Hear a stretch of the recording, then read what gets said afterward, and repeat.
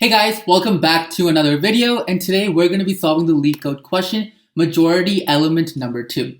Okay, so given an integer array of size n, find all the elements that appear more than n by 3 times. Note the algorithm should run in linear time and constant space. Okay, so this part is really important. So normally we could have just sorted the array and then found out the majority elements in that way, or we could have used a dictionary to hold the values of how many times we come across each element. But the problem with both of those is that they don't follow the conditions that we have over here. We want linear time and constant space. So how can we actually do that? So in order to do that, we have a special algorithm for us known as the Boyer-Moore voting algorithm. So if you want to read more about the algorithm, I'll leave down some resources about it. But first, I'm just going to go about how this algorithm works, and let's first try to understand this algorithm. Okay, so if you want to look at our case over here, it says that we want to find all the elements that do not appear more than n by 3 times. So let's take this step by step. So what if we want to find all the elements where it does not appear more than n by 2 times? So in that case, how many elements can we find? We can only find one element because we want more than n by 2. So if we have exactly 2 elements, then in that case, what's going to happen? We're going to have 2 different elements, but one of them has to be more than the other. So we can only have one majority element in the case that we're dividing it by n by 2. But now in our question, we want to divide it by n by 3 and find the majority element in that case. So over here, we can have a maximum of 2 majority elements, right? For the sake of understanding this algorithm, what we're going to do is in our question, it says, given an integer of size n, find all elements that appear more than n by 3 times. But instead, for the sake of understanding, let's do the same question, but for n by 2 times. Okay, so over here, we want to find the majority element which appears more than n by 2 times. And as we went over earlier, we can only have one number which solves or fits into that criteria. So for this algorithm, what's going to happen is that we're going to iterate through our array for a total of 2 times. In our first iteration, we're going to come out with one candidate since we can only have one possible majority element, and this candidate can possibly be our majority element. And in our second iteration, we're going to confirm whether or not that candidate is a majority element or not. So in order to do this, we're going to have 2 variables. We're going to have a variable called count, and we're going to have a candidate. So what is candidate? So like I said earlier, it is the value which could possibly be the majority element. So this is what the candidate is going to be. And the count is going to actually help us to find our candidate. So how is this actually going to work out? So in order to kind of visualize it better, we're going to kind of draw it out like a graph. So on the left-hand side over here, we have the count, okay? So C-U-N-T, okay? So it starts off at a value of 0, goes up to 1, 2, 3, 4, and so on and so forth. It goes all the way up. So on the bottom over here, this kind of represents the element that we're currently on. So at each iteration, our count is going to change. And over here, we're going to kind of map out how that changes. And again, we're going to have one more variable called the candidate variable. So now over here, let's start off by initializing these 2 variables. So our count is always going to start at the value 0. So over here, our count starts at a value 0, and that's it. And one more thing is that our candidate is going to start off at a value of none. So there's a few rules that we want to follow, and let's see how those rules work. So each time we're going to iterate through our elements. So over here, we're at the element 1, and we're going to check what the current count is. So our current count is equal to 0. So when it's equal to 0, what we're going to do is we're going to check if our none value, or whatever the candidate value is, which in this case is none, is equal to our current value. So is the candidate value equal to our current value just 1? Which is no, they are not the same value. So in that case, what happens is the current value, which is 1, becomes our new candidate value. So now our candidate is 1. And one more thing which happens is our count is going to increase by 1. So our count over here now becomes 1. So now we're going to go on to our next number, which is the number 2. So over here, we're going to check, is the count equal to 0? The count is not equal to 0. So we're going to now compare the 2 values. So we have 2 and we have 1. Are they the same? they are not the same. So when they're not the same, our count ends up decreasing by 1. So our count is going to go back to a value of 0.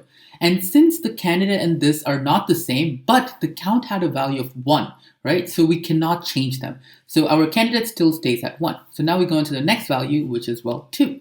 So over here, the count is equal to 0. And the candidate is not the same as our current value. So our candidate now changes to a value of 2. And now we're going to increase our count by a value of 1 again. Okay, so let's go through this a little bit faster right now. So now we have a value of 3. Our count is not equal to 0. And candidate and the number are not the same. So we're going to go down by 1, but our candidate still stays the same. Now over here is where things kind of change.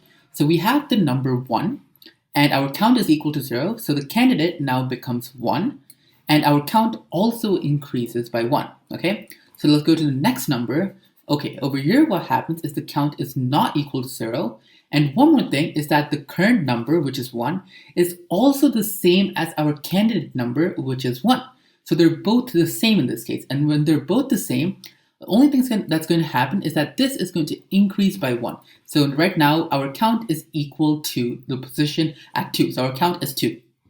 So now we go on to the next number, which is 1 again. So same thing over here. So it's going to increase by 1 again. So now our count has a value of 3. So now what happens is we have a value of 2.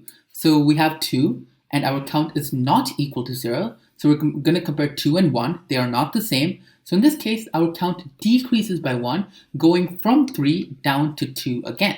Okay, but our candidate still stays the same in the process since we're only changing the candidate when our count is 0. And finally, we have the value 1. So our current value is equal to our candidate. So in this case, it's going to increase by 1. And this is going to be the final count. Our count ends off at a value of 3. And more importantly, the number we want to focus on is what is our current candidate.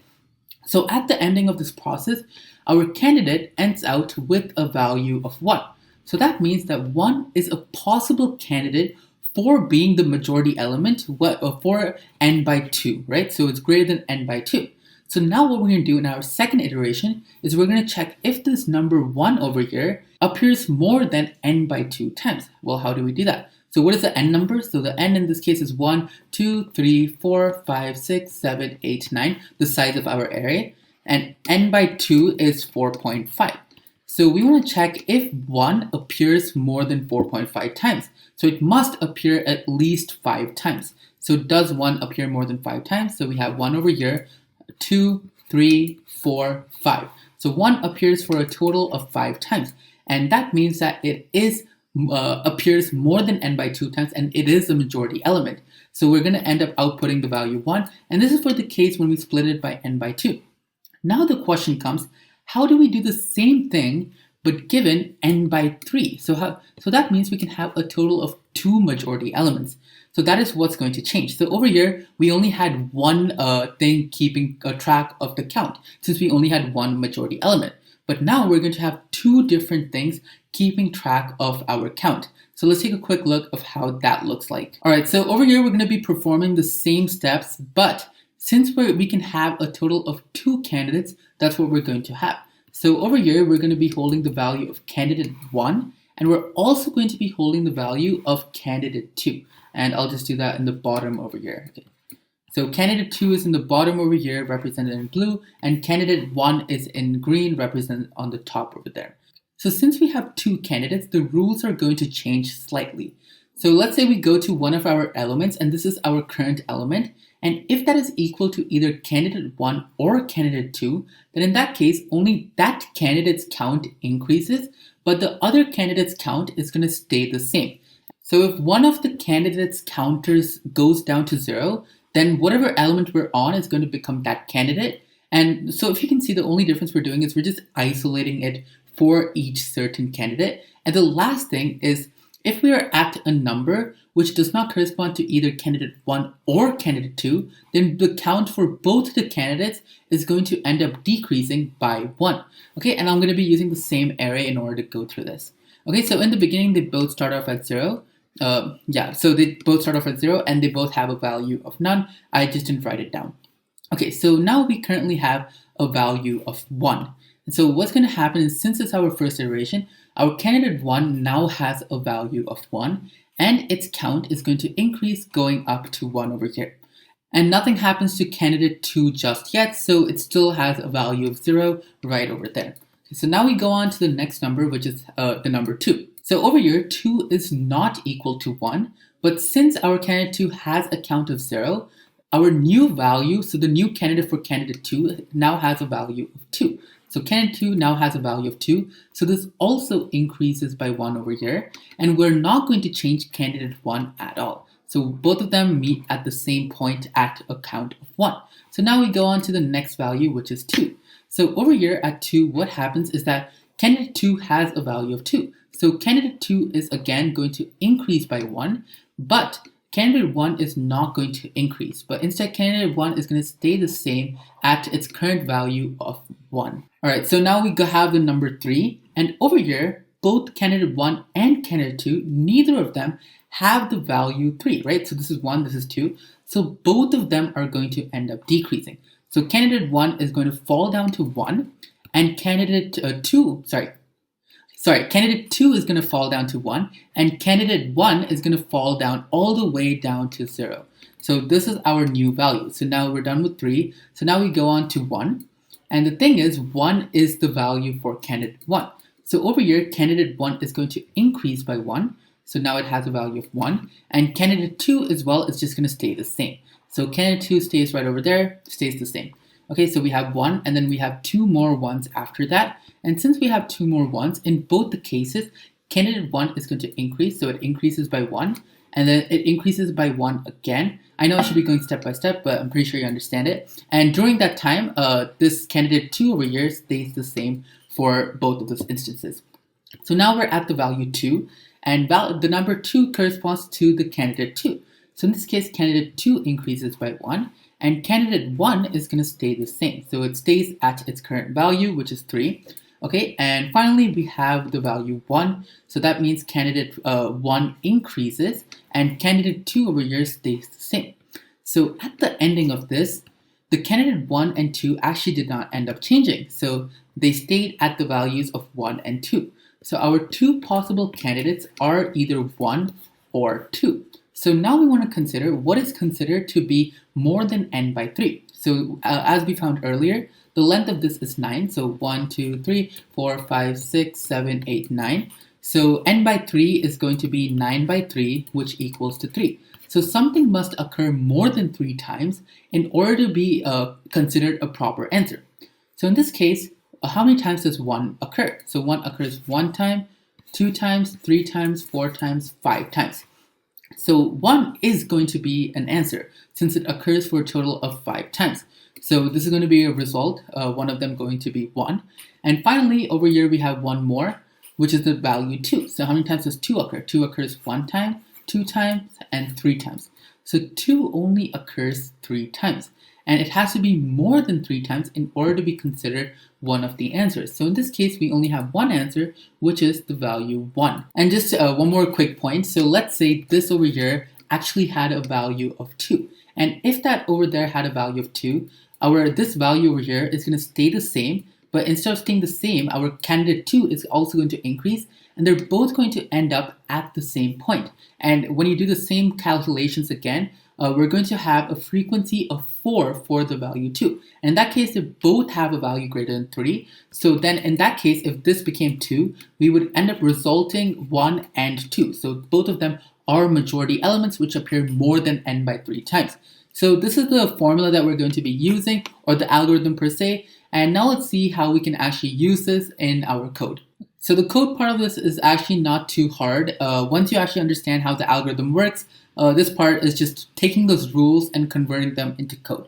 Okay, so over here we'll just start off by checking if nums does not have a length of 0, and if it does, we're just going to end up returning an empty list. Okay, so now that we have this, over here we're going to define our variables. So what are the 2 variables we have? So we have candidate 1, and corresponding to it we have count 1. And the value for candidate 1 is going to be none, and the value for count 1 is going to start off at 0. So now we're going to do the same thing, but instead of candidate 1, we're going to have candidate 2 and candidate and count 2 corresponding with it. So now that we have our variables, we're going to iterate through each of our numbers. So over here, we can just do for num and nums. So now we have each of our numbers. And over here, we're going to just do the same steps or the rules that we followed earlier. So we're going to check if our candidate 1 is equal to whatever our current number is. So if the current number is the same as the number as candidate 1, then in that case, we're going to increase the count for candidate 1 by 1. And one more thing you want to notice is the count for candidate 2 does not change. So we can just ignore count 2 since it's just going to stay the same. Okay, so over here, we're going to have another condition, which is if candidate 2 is equal to our num. Then in that case, all that happens is count 2 increases by 1 and count 1 ends up staying the same. So over here, we have the condition is if count 1 and count 2 are equal to 0. So let's start off by doing if count 1 is equal to 0. So when count 1 is equal to 0, then candidate 1 is going to end up becoming whatever number we're currently on, and the count for count 1 is going to increase by 1. Now we're just going to do the same thing if count 2 is equal to 0. If candidate 2 is going to end up becoming whatever the current number we're on is, and the count 2 is going to increase by 1. It's the same as this over here, except for candidate and count 2. So over here, we have one last condition. So let's just kind of think of these two as being one similar condition when the candidate meets whatever the other number is. Over here, it's in the case where count 1 or count 2 do have a value of 0. And finally, we have the last case, which is when neither of candidate 1 nor candidate 2's numbers are as this current number that we're on, and both of their counts are not equal to 0. Then in that case, what happens is the count for candidate 1 and the count for candidate 2 both decreases. So count 1 ends up becoming count 1 minus 1, and count 2 ends up becoming count 2 minus 1. Both of them end up decreasing by 1. And that's it. So this is our first iteration. So at the ending, we're going to have our second iteration. And in this iteration, we're going to check whether the current number is a majority element or not. So does it appear more than n by 3 times? So I'll just be using list comprehension to do this. And we can just do x for x in. So what are we going to check them in? So we're going to have two candidates, candidate 1 and candidate 2. So we want to check whether either of these candidates are actually an answer. So how do we get this? So we can get them by checking if, so we're going to take this number and we're going to count how many times it appears inside of nums. And what are we going to check? We're going to check if the number x, so x corresponds to candidate 1 and candidate 2. So we're going to check how many times that appears inside of nums. And the number of times it appears has to be greater than whatever the length of nums is. So that's our n value. And we're going to divide that by 3. And we're going to do integer division because we want an integer value. And that should be it. So let's submit this. And our submission should be accepted. And as you can see, our submission is accepted. And finally, thanks a lot for watching, guys. I'll leave down the resources that I used in order to make this video. And don't forget to like and subscribe if the video helped you. Thank you.